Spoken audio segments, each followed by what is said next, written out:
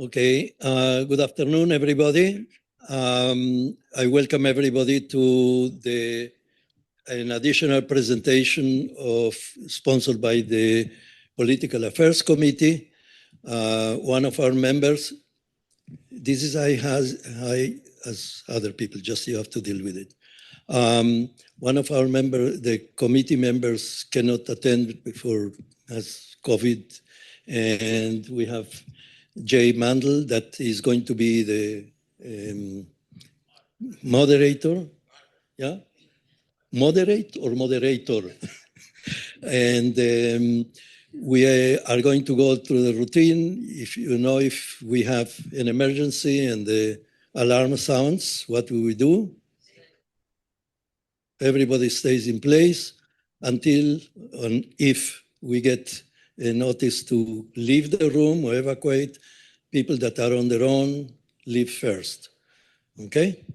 The topic today is basically we invited two candidates, Amanda Goto, which is not here yet. I hope she's going to be here in a few minutes. She is the town supervisor, and Tim Rogers, who is the village mayor, and they are both candidates for town supervisor for the upcoming elections. So this is the topic of the day, correct? Do you want me to use this mic? Yeah, but I'll let... Yeah, Jay's going to start. Yeah. Hi. Okay. I'll be very brief. Just the rules are, Joan is coming in. Amanda here? Well, we'll get started, and when she comes, just bring her in. Tim, here are the rules. I will repeat when she comes. Tim has 10 minutes to make a presentation. We hope then that Amanda will be here, and she will have 10 minutes for a presentation. Tim then will have 5 minutes. She will then have 5 minutes for a rebuttal. That will leave us a half hour for Q&A. And that would be the most important, I think, part of the discussion. Tim, you're on. Sounds good. I can't, can I switch the things?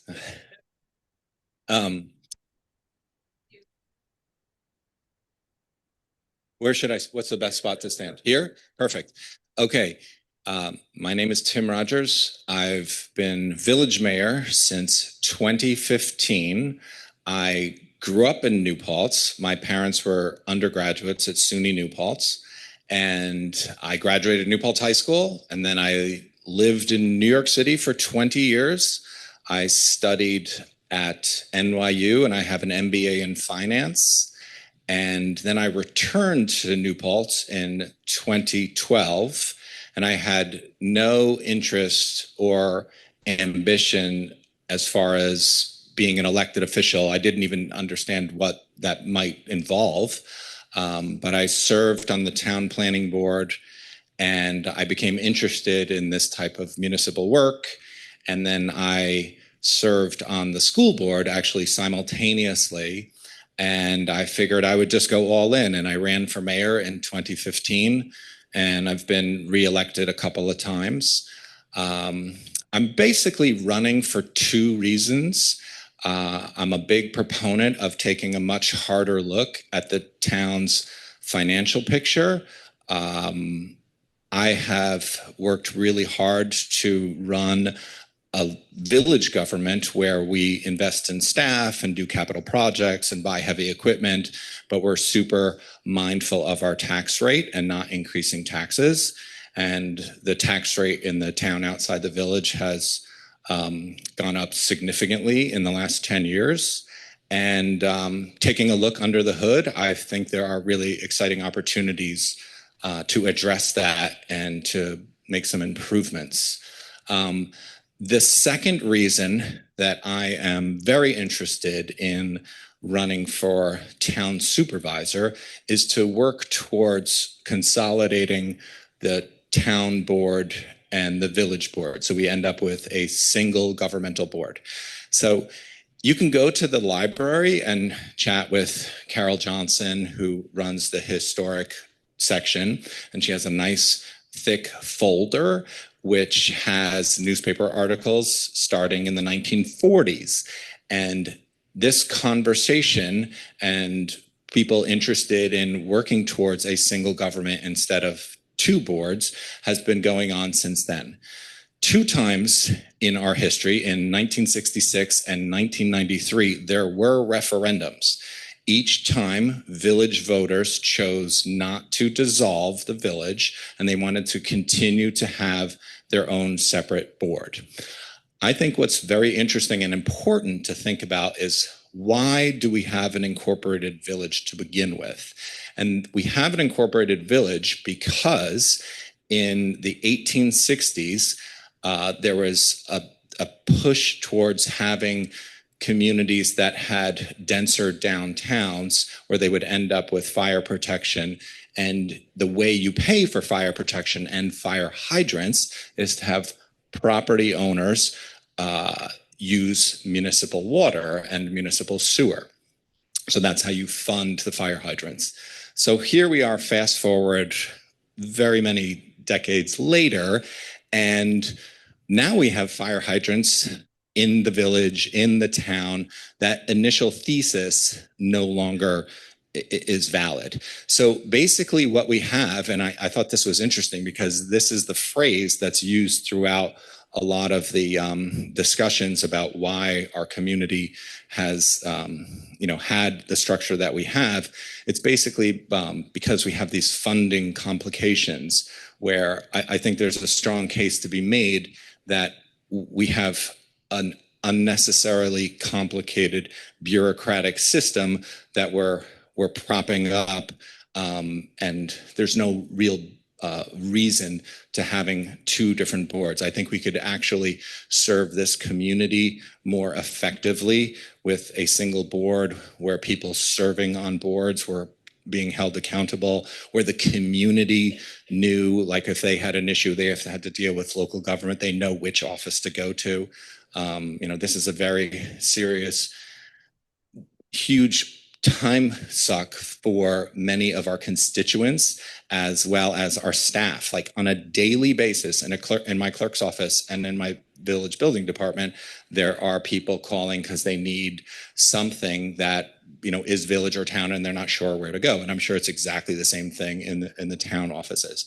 And getting back to that phrase, funding formulas, I have a takeaway that I can leave with everyone, where I've really tried to outline a lot of the funding formulas that we have to keep track of, which are things like mortgage recording tax. How does that revenue get distributed in the town, in the village? Cannabis sales tax. How is that distributed in the town, in the village?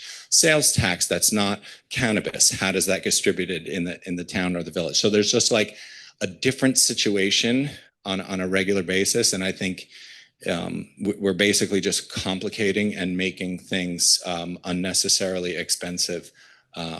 But that's generally my takeaway. And any questions you have, because I think I only technically have 10 minutes, 3 more minutes, okay. But I would actually just love to open it up to any questions, because we could discuss this topic for a very long time, just as it's been discussed in our community since the 1940s. Okay. My question is, if you become town supervisor, will you hold the two positions simultaneously? So you can only hold one elected office. You can't be a mayor and a town supervisor. But my follow-up to that question too is that some have asked, if I'm elected supervisor, will I take that office if one of the reasons that I'm running for office is to work towards consolidation? And 100%, like I'm running to be supervisor. My plan is to hopefully get elected and then be the representative for the town. What are your ideas about increasing affordable housing in Paltz? So affordable housing has definitely been a topic that we've spent a lot of time as a local government. We actually wrote an affordable housing law a few years ago. We've actually improved it. So developers are required to have more affordable housing units. And it's very unusual. Like there are, communities throughout this region that don't have laws like this whatsoever. So, we've really prided ourselves on being a pro-housing community. Also, the county has had targets that they've asked communities to reach for as far as affordable housing and being a pro-housing community. And the first time those targets were articulated, we had already done all of them. That's kind of just the sensibility that our local government has, worked with. We've had an accessory dwelling unit law. We've had a short-term rental law. We changed zoning throughout the primary village corridors to require any new building to be multi-story mixed use. These are all the things that are considered best practices as far as, allowing communities to, be the type of community that where like housing is welcomed and, you get to, my belief in terms of what is truly special about New Paltz is that we have a community that can be, well, I'll go ahead, Yaakov, we're up for another question? Oh, Joy, I'll come to you next. Is the idea of New Paltz becoming a city dead? And what are the various? So the question is, why wouldn't New Paltz become a city? And that's a super easy question to answer. There hasn't been a city incorporated in New York State since 1942 when Rye, New York was incorporated. And there's like really simple reasons why. It's because when you have to create a county sales tax agreement, the only municipalities that have a seat at the table are the cities and the counties. They do not want any more new cities. They do not involve the towns or villages. So every city across the state will oppose a new city from being formed. Every county will oppose a village or a town to become a city. So we're stuck with what we have.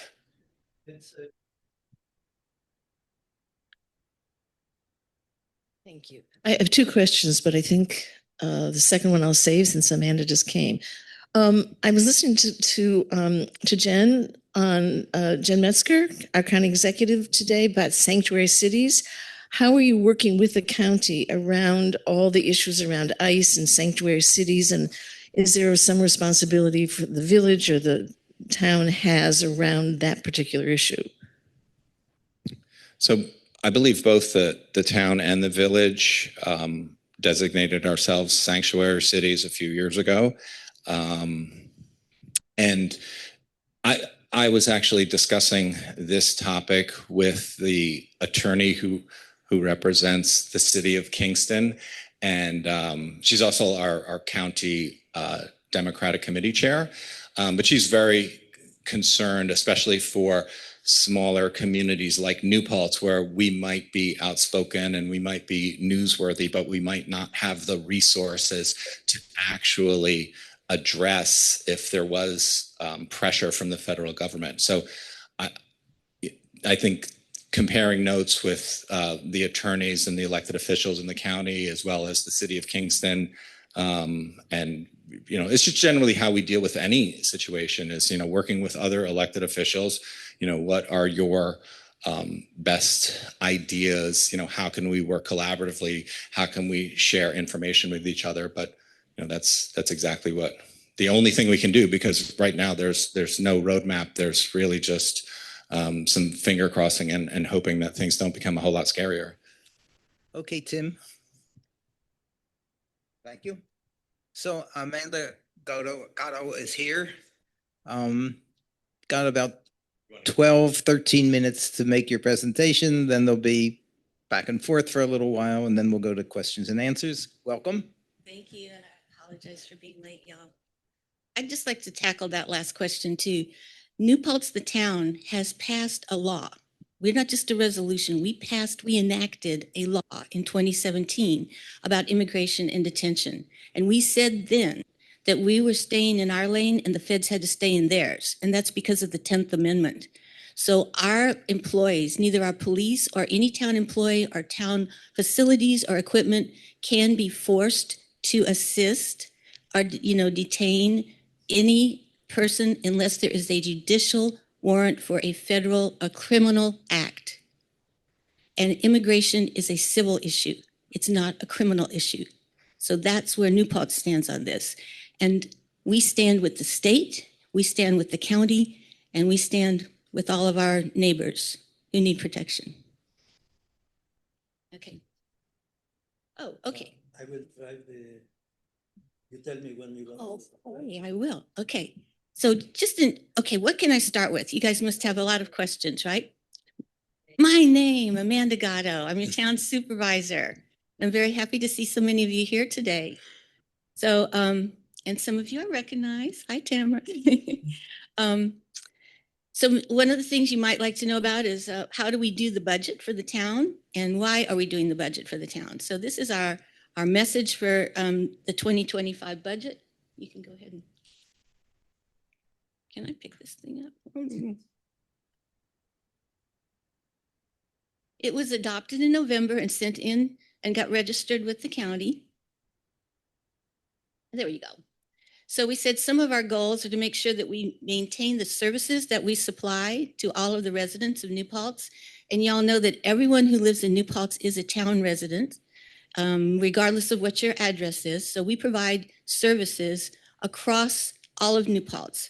And that means that we are doing things for, like we want to talk about consolidation, but some of it's already happened. There's only one police force. There's only one highway ambulance service. There's one fire department. There's one swimming pool. There's one assessor for all the taxes. There's one community center. There's one set of sports parks. There's one dog catcher. There's all of those things are being provided for everyone in New Paltz.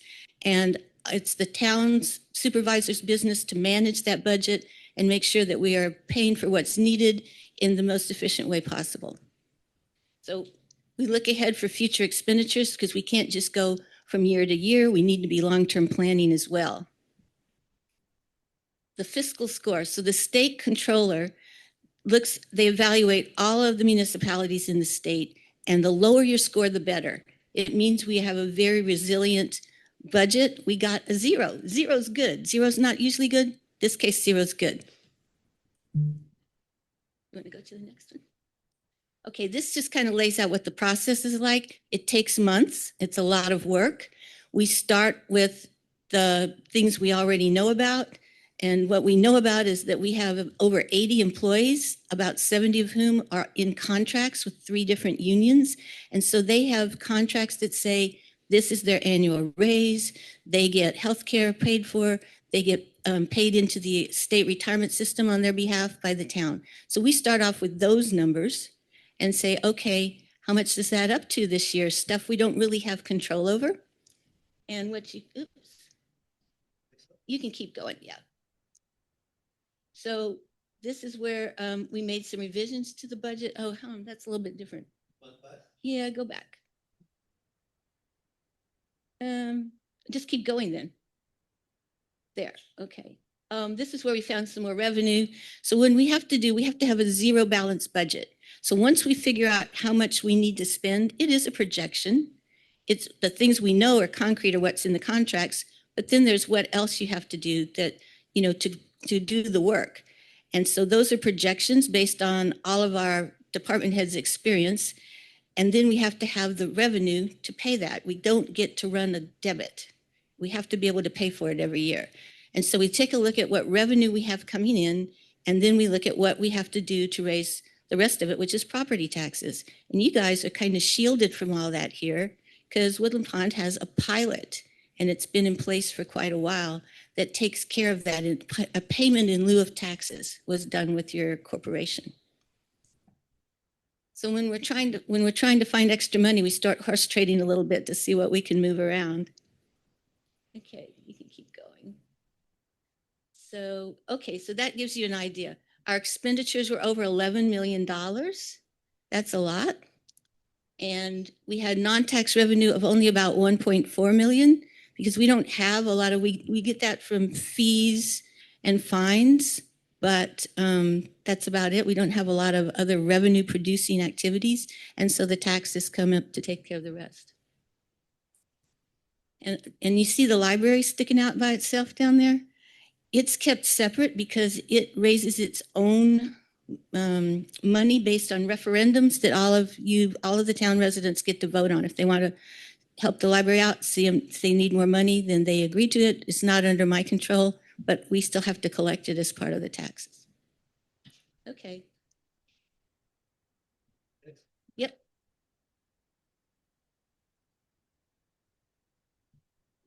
It didn't move. Okay, now here's the scary part. Because every year we have to say, okay, how does this budget this year compare with last year's? And what you can see, can I take this out of here? Maybe not. I'll just pick it out of it. Yeah, there you go. Okay, so when we first looked at all of the mandated increases and, oh, that's even better. Okay, okay. Is this one working? Yeah, okay. We looked at all of the mandated increases and then what all our department heads said they needed to do the best job they could. 9.2% increase over last year. Yikes. I think I was going to be like, tarred and feathered and run out of town. So I said, that just can't happen. So I sat down with every department head and we went through line by line. I mean, down to like, can you cut 1,000 here? And I gave the bigger users a target to cut 100,000 from their budgets. That was the police, the highway department, and the rescue squad. And we got it down to 6.69.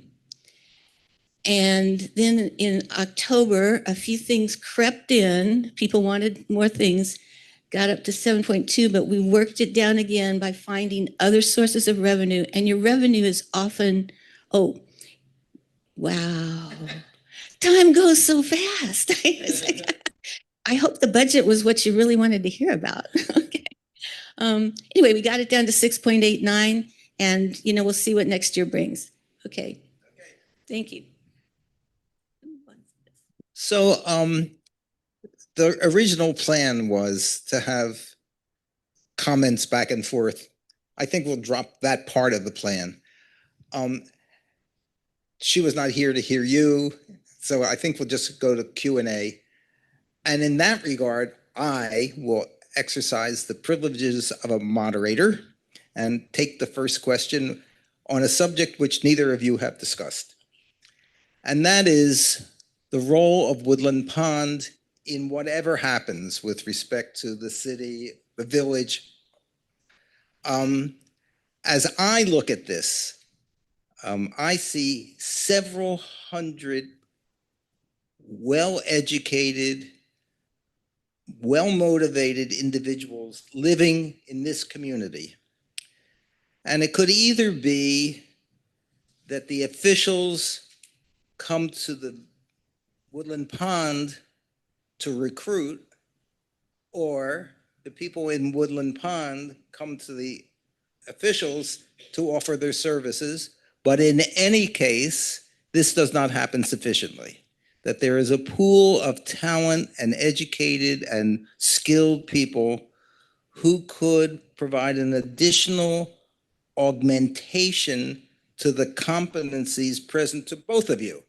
So the question that I have, and as I say, I'm exercising this as a development economist who worries all the time about sufficient availability of what we call human capital. What's your attitude to that? What's your attitude, one way or the other, to the question of, would you go to Woodland Pond to recruit? Would you accept Woodland Pond people to volunteer their services? What role would you envision for people who want to serve the community? You want to go first? Okay. So all I can say is absolutely. You guys are you're a resource that we would very much like to tap into. We have all of our committees that are not elected, that are doing all the work, the planning board, the zoning board of appeals, the housing committee, the climate committee, I mean, we have so many, they're all volunteer jobs, and we're always looking for more people. We do not have enough people doing the jobs right now. So if there's something you're interested in, if there's a particular area that you want to be involved in, absolutely. And you're right, we should be over here more often. It's a little hard to get in. I mean, we have to be invited, right? Like vampires. But, so we would welcome you because, like me, I'm like at the age where I don't have kids at home. I don't have a job I have to go to every day. Well, now I do actually. But, I mean, when you have the free time and you've got the energy and the interest, absolutely. We would love to have you involved. And I think what I'm looking for is that we need to be paying more attention to some big picture strategic thinking about what's happening in New Paltz, how it's growing, how we're going to support that growth and make sure it fits with our community and happens in a very thoughtful and planned way. And all the resources we can get to help with that would be excellent. Oh. So having been mayor since 2015, pre-COVID, we used to come here regularly. I used to come with the town supervisor. We would chat about different topics, like Dorothy Jessup would reach out to us and say, hey, Tim and Neil, come talk about this particular topic that the residents of Woodland Pond would be interested in. And additionally, we've had, like Vicki Danskin used to be the chair of our ZBA. Vicki was a village resident who then moved to Woodland Pond. So we've definitely had involvement, but like lots of things, I feel like even though COVID is a few years, from the past, we're kind of figuring things out, like hitting reset. Like even the SUNY New Paltz Oracle, when I was mayor through 2015 through 2020, I used to have a regular relationship with the editor of the SUNY New Paltz paper, and it was like really fun because they would love to take a deep dive on topics that we were looking at as local governments. And I feel like it's the same with Woodland Pond. And Woodland Pond really matters. It's probably our second largest municipal water user. There's a pilot, a payment in lieu of taxes, that's a couple of years away from expiring after its 25th year. And then how that impacts both the village budget and the town budget is super interesting. That goes back to this funding formula question that I spend a significant amount of time on, and how that revenue is being accounted for and included in budgets. So, to echo Amanda's welcome, like absolutely, I feel like the more elected officials are able to visit, it piques interest. And then, you have a rapport and each other's emails and phone numbers, etc. So if I could follow up a little bit on that, since there does seem to be an interest on the part of both candidates, and I know there would be interest with regard to the population here.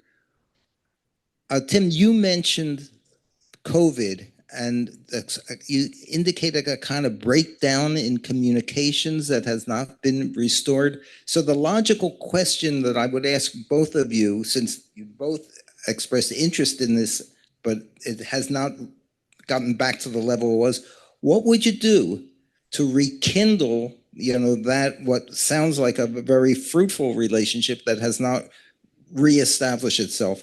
Do you want to go first, and then we'll go to you, Amanda? Tim, do you want to go first? Well, so the question is, what specifically would you do?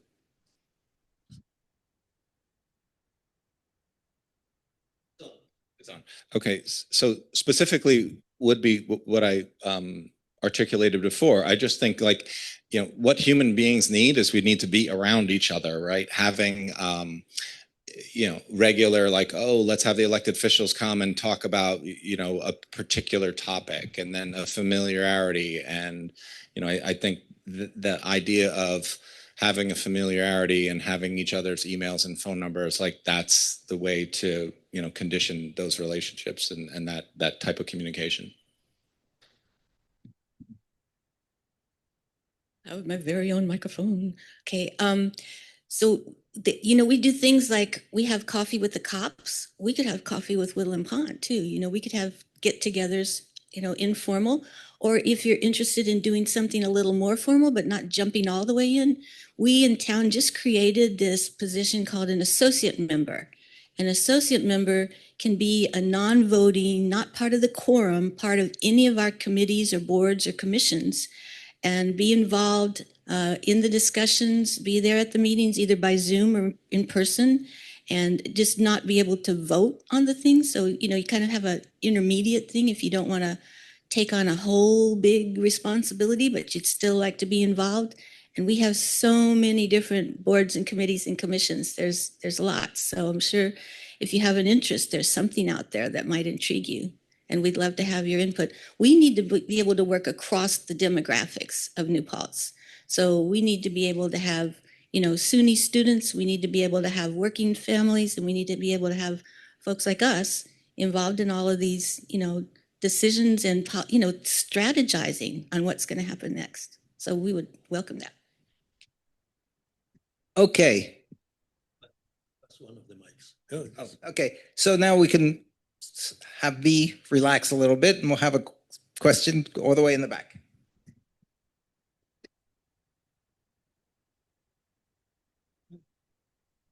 I want to get really practical because we vote. People already have their ballots out. You're two very smart people, have a lot of expertise. So, and all that information is really helpful. So here's my very practical question, which is why both of you are running. But if you win the primary, we know that happens, you become supervisor. If you win the primary, we know that you probably become supervisor. What happens to the consolidation plan? Because I think that's one of the main content areas. There's lots of other content we could talk to you about. Is the consolidation plan dead in the water if you win and become supervisor? And if that happens, what do you do about the consolidation plan, right? Because you're clearly, it sounds like you're against it. And I want, if you could make that clear. And I gather if you become supervisor, it goes forward. So I'd like to, could you please just really clarify for us? Because it's a major, there's many content things. And you both are terrific about all of that. And we really appreciate how much work you do on all the stuff. But this seems like a really important content thing. Please clarify. So to be super clear, I'm running for supervisor for the two main reasons: to, take a close look at the financial picture of the town, and also to work towards consolidation and for New Paltz to end up with one governmental board. Then I continue to be the mayor of the village of New Paltz because I've 2.5 years left on my term.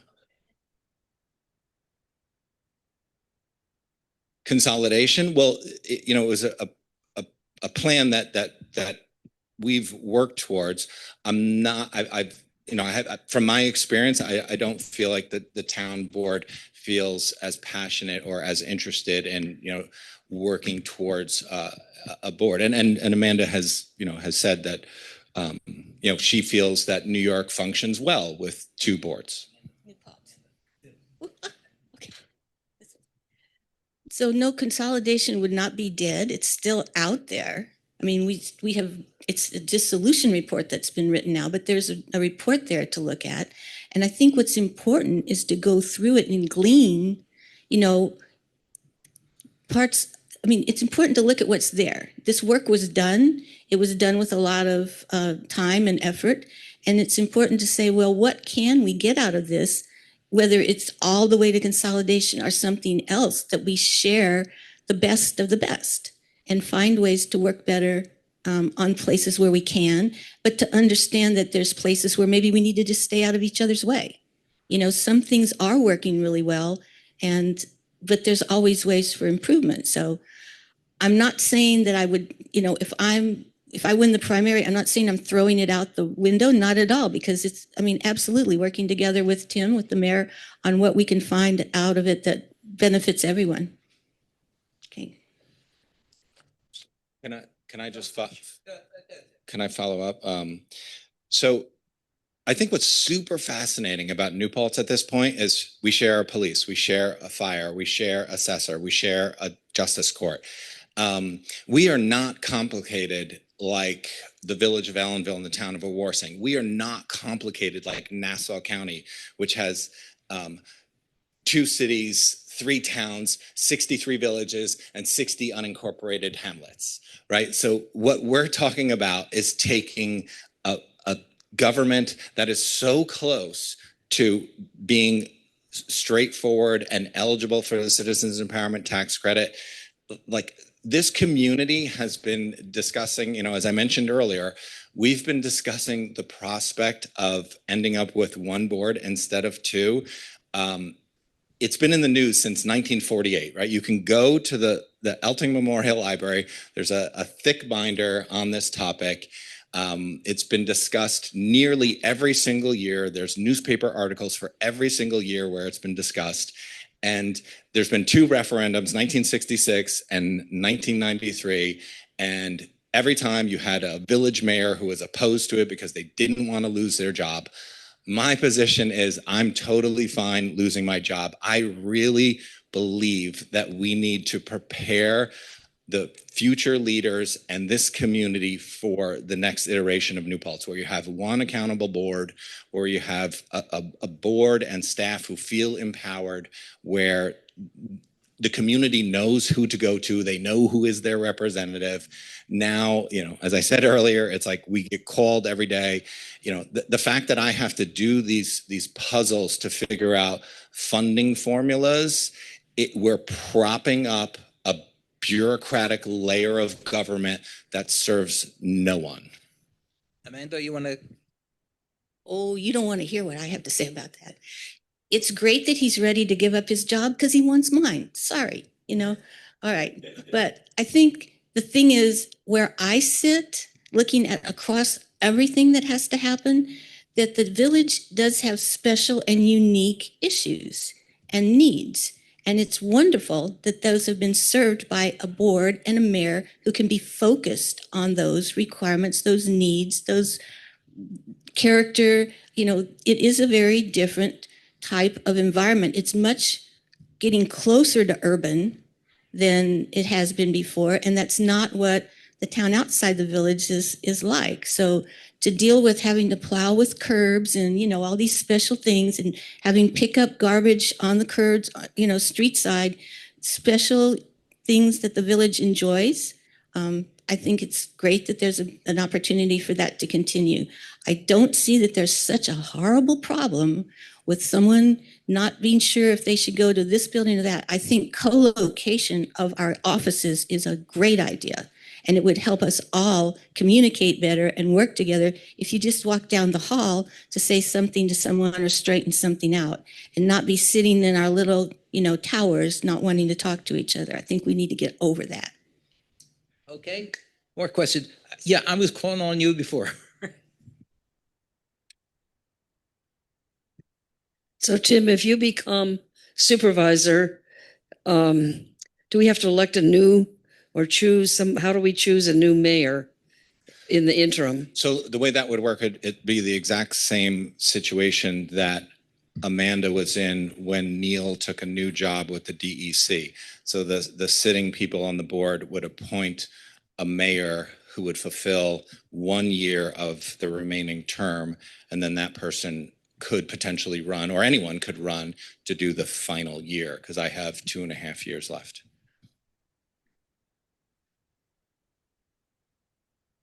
Could you itemize the redundancies? What does the village do that? So here's 12 points on a 2-page document. Everyone can have a copy of it.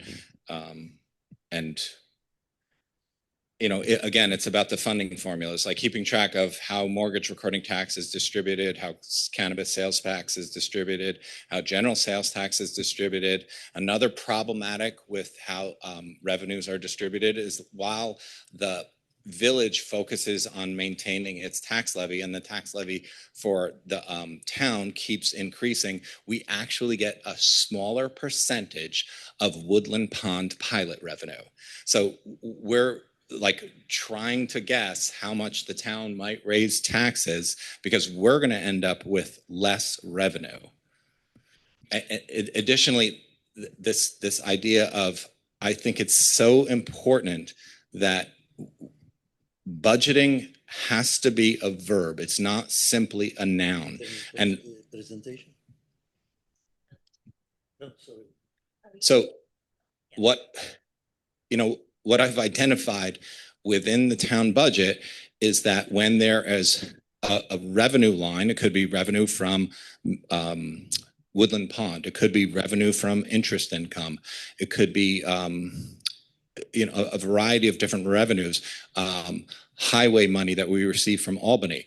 The numbers are the same every year. There's no budgeting going on.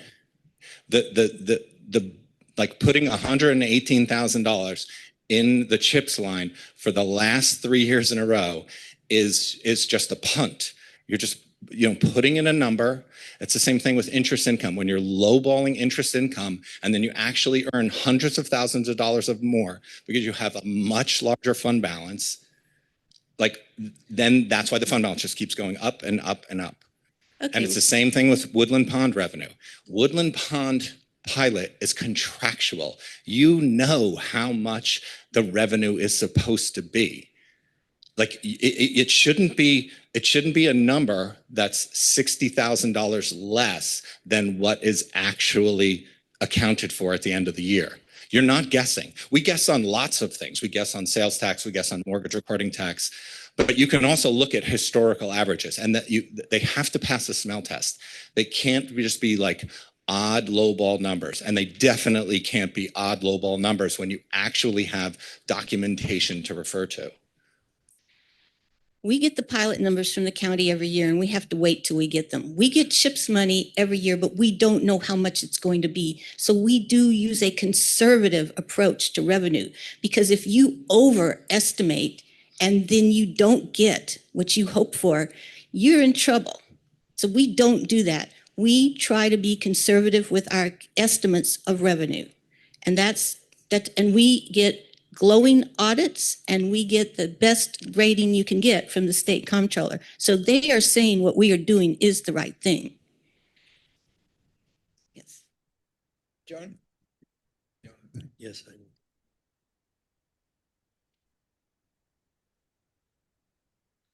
Okay, thank you. We've talked a lot about consolidation. I don't really want to hear about consolidation anymore. There's going to be a vote in 2026.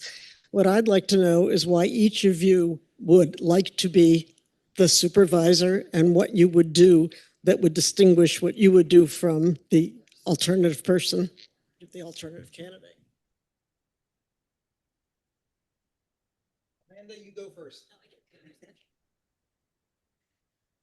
Okay, well, that was a good question. Thank you, Joan. So why I want to be the supervisor is because I think it's important that we take a good, hard, strategic look at what's happening in New Paltz. And I think I have the background and the experience to be able to do that. No, I haven't been the supervisor for 9 years, but I am the incumbent, and I know what the job entails. And believe me, it was an eye-opener when I got started. There's a lot of administration, and there's a ton of personnel to deal with, like I said, and my door is open, and I have people calling and emailing and dropping by all the time with their concerns or their issues or their questions or their problem.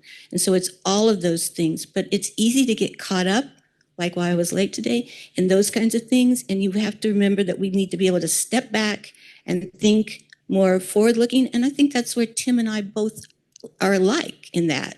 I mean, you can't want to do this job and do this job without being similar in some of those ways. But I believe in public service, and it's something I've been doing most of my life. I mean, when I was a little kid, my mom put me and my littler sister in a wagon and dragged us around while she knocked on doors and got petitions signed. So it's like kind of baked in. You want to see something that's wrong, you want it to be fixed, be part of the solution, not the problem. Don't leave it up to them. Them is us. So I think it's that kind of thinking. I'd like to be town supervisor just to continue doing exactly what I've been doing for the village. You know, I like the problem solving nature of the work.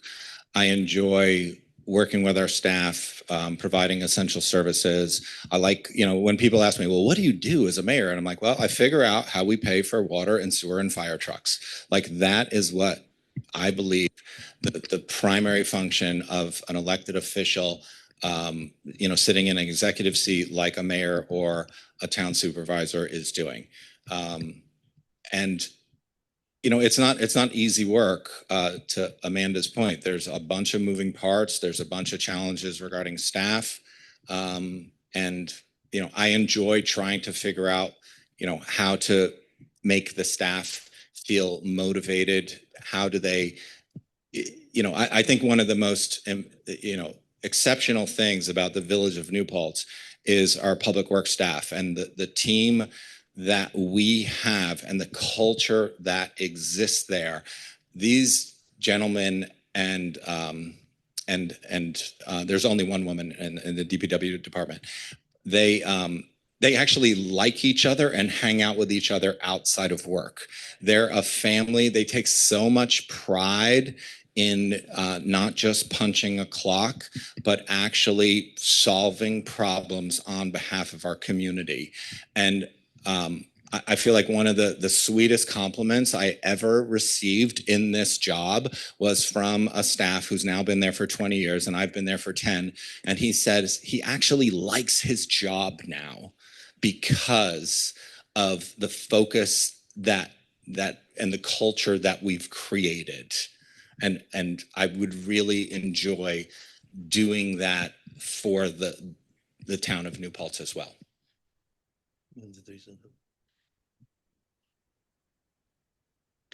This is a question for Amanda.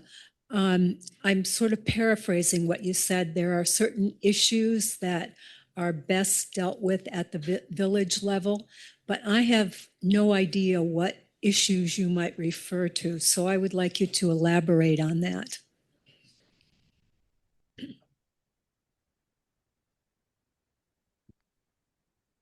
What's that? Yeah, thank you. Okay, so one of the things that's very unique and special about the village is it's about this big in a town that's about this big, but it has the same number of people. It's very densely populated. There's at least 12 big apartment complexes and lots of other rentals. Only about 27% of the residences in the village are owner occupied. So there's a lot of moving in and out, a lot of transitioning, and especially with the students, you know, there's about 2,000 that come every year and go every year. So those need a different type of attention. And so the village was way ahead of the town on putting in the affordable housing requirements, about having landlord-tenant association, about having good cause eviction. And it's not like we don't have rentals in the town outside the village, and we do have student housing, but nothing to the extent that the village has. So the village has very different, they have the free food fridge. They have, you know, you can walk a lot of places. It's just a different setup. But I want to make sure that you know that I know the DPW guys too. And I've gone in there to talk to them. I knew them before I was working on projects that involved the village with the greenhouse gas inventories and things like that, met with them a lot. And I've walked into that office and they've said, wow, nobody ever comes over here. With my staff, we have monthly department head meetings, and everybody gets to talk about what they're doing and what their issues are and what their problems are. Everybody knows what everybody else is doing and what the town board can do for them. Go ahead. Yeah, may I respond? I hope you weren't suggesting that I don't go to I mean, I'm in the DPW garage on a daily basis. So that's maybe you were interpreting their comment that the outside community doesn't come to see them. But geez, I mean, you can check my phone. I text my superintendent of public works several times a day, and he comes in my office. I go into his office. I couldn't imagine doing this job without bothering those guys on a regular basis. I have a But, question. so the question has to do with the difference between the town and the village. I had a response. I just forgot exactly what it was. I would love to come back to it once I remember. I have a question. The garbage or the recycling, I mean, from New Paltz in general, right now it's being shipped, 100 miles or so. And I understand that disposal is going to be close to New Paltz as well as other places probably around here. What are your ideas about how to replace it? What's going to happen? And I understand there was a proposal to have a disposal site, but that has been turned down. Can you just give us more information? What's that? Yeah, I don't recall exactly where. Yeah. So that's an interesting challenge that New York State faces, right? So largely most trash is being driven 500 miles round trip to Seneca Falls. That's very problematic. That's not sustainable. So that's why the county has looked at, whether a site could be identified in Ulster County. I think there's also been Greene, Ulster, and Sullivan County. They're calling it Gus. There were plans in the past about the three counties working together to create a site. My understanding is that this is really a topic that needs to be tackled at the state level. These are, you're going to run into NIMBY every single time. Every single community is going to oppose wanting a garbage site in their community. One of the, just in terms of garbage, because that's such a fun topic. So one of the things that we're super proud of, both in the town and the village, is that we have a single hauler law that instead of like a street that has multiple haulers going up and down it several times a week, we contract with a single hauler. And there's several advantages to that: wear and tear on the road, emissions, congestion. But one of the things that I think is really important is that the hauler that we use, County Waste, actually has a MRF, a facility up in Albany, and it's a single stream facility. And you read the news and people are like, nothing ever gets recycled in the United States. And I would agree that we do generally a pretty poor job of recycling lots of materials. But I've visited our MRF in Albany several times. It's a $50 million facility with like lasers and robots and human beings, and they're sorting and recycling lots and lots of materials. And I think what's really interesting about that facility, because we have a townwide contract with County Waste, is that we are recycling probably about 16 different materials, where if a local hauler was only bringing their recyclables to Ulster County Resource Recovery Agency, they can only handle about 6 materials. So a lot more stuff. So pizza boxes, black plastic, white plastic, clear plastic, all the different things are being sorted and recycled. And I'm sure, we should be doing a whole lot more, like visit a different country, and the recycling penetration rate is, ours is pretty embarrassing. But, in New Paltz, relative to other communities, we're doing, a bunch of things correctly. So one thing that's out on Clearwater Road is our recycle, reuse, and transfer station. So the folks who don't take advantage of county waste doing pickup at their house have the ability to bring their garbage out to the transfer station, and we do compost, and we are composting all kinds of stuff. We'll take, everything you got that's any kind of a food waste. And we also have a recycle, reuse set up there. There is a bike shed, a book shed, a med shed, an art shed, an office supply shed. People bring stuff in and people take stuff away. And it's a way to keep some of that landfill stuff down. And if it can't be reused, they break it down and they sell the scrap metal. Just recently, we had the refrigerant cooling drive in May, where people brought in their window units, their dehumidifiers, whatever. It had the refrigerant taken out properly and just disposed of or put where it needs to go. And then those appliances, if they could be broken down into any kind of metal parts or whatever, were also, that was done. So if you haven't been out there, it's actually kind of a fun thing to visit. There's a closed landfill, and if you want to take a walk and stand up on top of it, it's kind of like a dome. It's right now, the grass is a beautiful green and all around are trees. I saw a Baltimore Oriole out there. You wouldn't believe, you don't see a single building. It's a really interesting piece of property, but it's doing a really important function. We get school kids out there a lot, so it's off of Route 32, yes. Okay, we've been very polite with each other and we're almost done. So the question for each of you is, why should we vote for you rather than your opponent? Tim, you go first. Didn't we just answer that? No, you didn't sufficiently. Okay, Jay, I'll try again. So I like this work. I like working on these puzzles.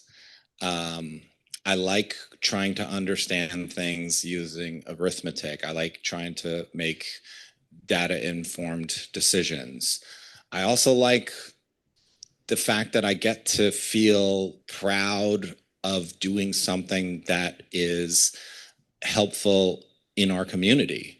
Like, you're going to have bad days sometimes, but largely what motivates me is like, I got to model for my kids. I got to, continue with this work. Like if I had a little bit more common sense, I would not do this job. I would go get a job and make more money and have less aggravation and not deal with, weird social media posts. But I believe that I'm contributing to our community. I believe that I can help make New Paltz a better place to live. And, that's largely why I'm motivated to continue to do this work. Well, I think you should vote for Tim because he's tall and he's got a good presence and he's very, he likes getting out there and doing the political stuff. I'm a public servant. I'm not a politician. I'm not on Facebook. I'm busy, I'm working, and I just don't get into that stuff. But I got to tell you, going out and knocking on doors and coming to places, events like this and talking to folks and hearing what people have to say and what they're concerned about, I love that. I love meeting everybody and seeing your face in the grocery store or something like that. But okay, I'm an engineer. I'm a project manager. I've been doing these kinds of jobs for a long time, dealing with big budgets and many people in many time zones in many places in the world, pulling them together into teams. And I know how to do that. And I like doing the strategic part of the work as well as the troubleshooting. And I can sit down and read a drawing or analyze a budget or a contract.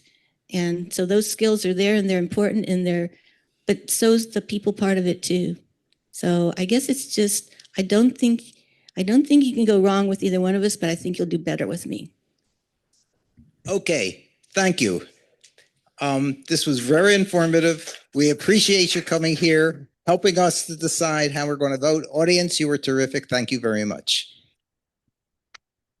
And one last word, you're always welcome to come here. When you are elected, we have a category for elected officials to come here.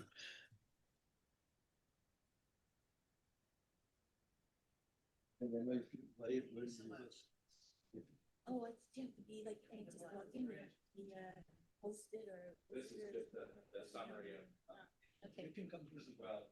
Yeah, that's great. That's very good.